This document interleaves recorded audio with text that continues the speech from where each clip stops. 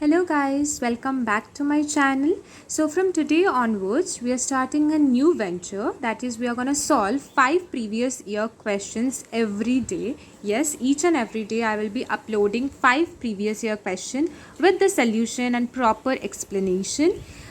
And it's not only for physics, it is applicable for chemistry, biology and maths. Yes, this channel is totally dedicated to NEET and JEE both. So today is the day 1. Let's start with today's first question. Okay, so the first question says that the resultant of two vectors having magnitude 2 and 3 is 1. What is the magnitude of their cross product? Okay, the resultant is given and the two vectors. So let's start solving it. You can try to solve it yourself at first. You can just pause the video and try solving it yourself, or else you can go through my solution as well. Okay, so it is given the vector, let's say the first vector is magnitude is 2, the second vector magnitude is 3 and the resultant magnitude is 1. Okay, we know that for finding resultant of any two vectors, there is a formula, that is a square plus b square plus 2ab cos theta. Resultant is given. Still I'm writing the whole formula. Okay, now let's put each and every value that we already know. This one will be 2 square plus 3 square plus 2 into 2 into 3. Of course, in competitive exam, you can't do this step by step, like writing it, then doing the square. You need to do it bit first, but because I'm explaining it to you, so I'm solving it step by step. Okay, the angle between them we don't know, so let's keep it theta, and this one we know 1. Let's square both the sides. Okay, squaring both the sides.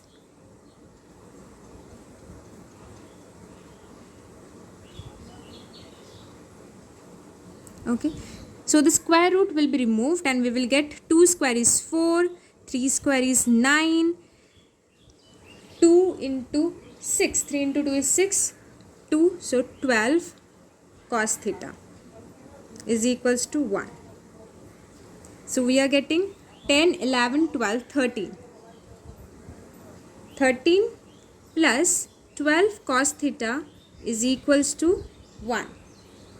Okay, or we can say 12 cos theta is equals to 1 minus 13. I am taking this 13 to the right hand side, so it will be minus. Because we are changing the side, the sign will change from plus to minus.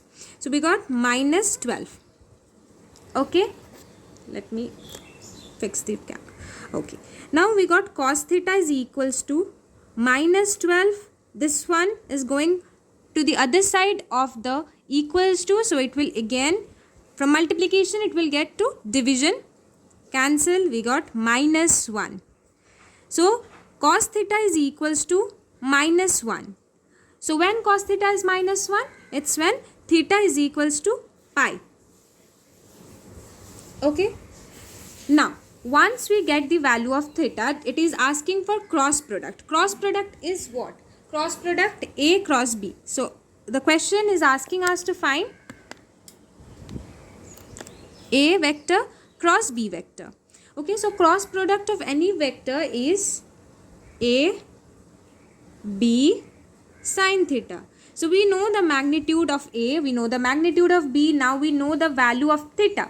So we have to just put all of them together and we will get the answer. So it will come 2 into 3 into sin pi. Sin pi is 0. So something multiplied by 0 is 0. So the answer to this question is 0. The cross product is 0. Okay, if any doubt you can comment down below. I will try to explain it. Okay, now let's move on to the next question. The next question is, if two vectors P, okay, there will be a vector sign, P and Q are 2 I cap plus B cap plus J 2 K cap, and Q is I cap plus J cap plus K cap, will be parallel if. So when it will be parallel. Okay, so let's write it.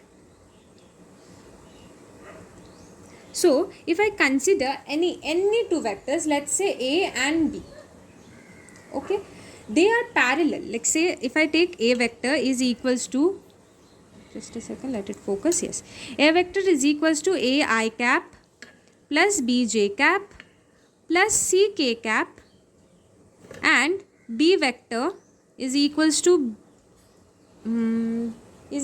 say let it be A1, B1 and C1. Let it be A2 I cap plus B2 J cap plus C2 K cap. Okay, so for any two vectors to be parallel, there is a simple way that their ratios must be equal. Ratio in the sense A1 by A2 should be equals to B1 by B2 should be equals to C1 by C2. Okay, for any two vectors to be parallel.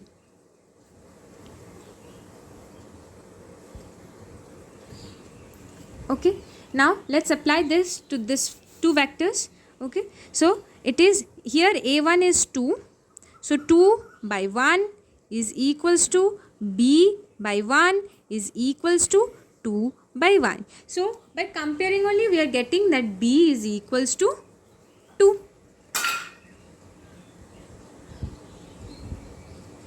I guess it's clear. Third question of the video. Okay, for today's class. Okay, it is a very simple question yet very repetitive. It has came a lot many times in NEET and JEE paper. Okay, I will not recommend you to solve it, do it again and again. Just try to recall it, just try to remember it. Okay, understand it now and you will be able to easily remember it. Okay, so it is given the cross product and dot product is equal. So what is the angle between A vector and B vector?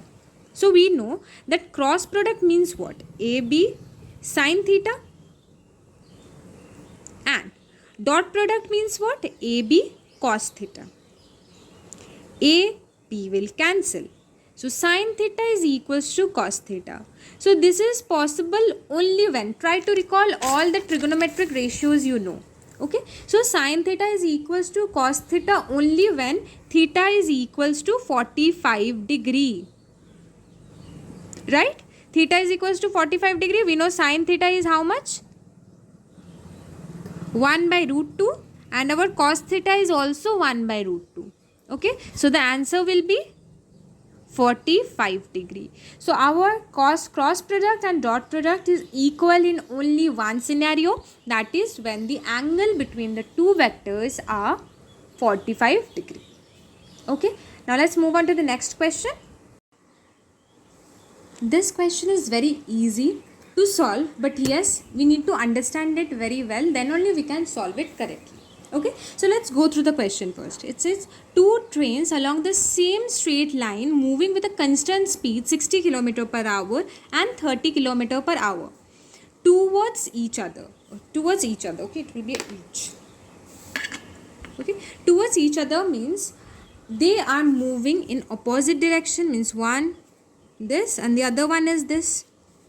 Okay, if time t is equals to 0, the distance between them at initial time, the distance between them is 90 kilometer. The time when they collide is, the time when they just meet is. Okay, so to find the relative velocity of one train with respect to the other, if I take this to be positive, say this to be 16 kilometer per hour, this I need to take it negative, because we know that in vectors the negative sign does not relate anything to the magnitude, but it gives us the hint of the direction. Okay, so when they're opposite, their signs has to be opposite. If this is plus, this one has to be minus.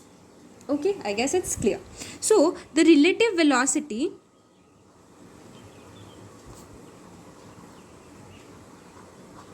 will become 60 minus of minus 30. Okay, whenever we find relative velocity opposite directions, it was minus. Okay, so it will be this much kilometer per hour. Okay, so 60 plus 60 it will become, and we will get 90 kilometer per hour. Okay, once we get the velocity, the distance s is given. Okay, distance, relative distance. Why relative distance? Because it is given with respect to both. Okay, the distance between them, okay, is given as 90 kilometer. Okay, so we know that v is equals to s by t. So we can say t is equals to s by v, that is 90 kilometer by 90 kilometer per hour. 90 cancel, kilometer cancel, we got 1 hour. This will be our answer. Okay, now let's move on to the next question. The last question for today. A bus is moving with a velocity 10 meter per second on a straight road. A scooterist wishes to overtake the bus in 100 seconds. Time is given, the velocity of the bus is given. If the bus is at a distance of 1 kilometer from the scooterist, with what velocity should the scooterist chase the bus? Okay, so the velocity of the scooterist we need to find. Okay, so in a physics we have a rule that whatever they ask you find, just assume anything. Okay, so let's assume the velocity of the scooterist as v. Okay, so relative velocity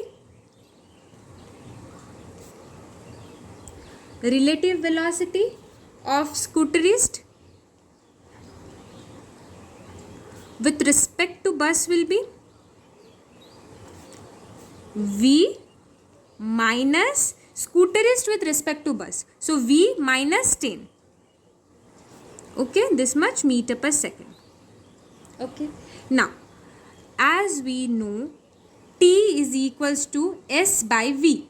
So I can say s is equals to, if I take this one to the left hand side, it will be v into t.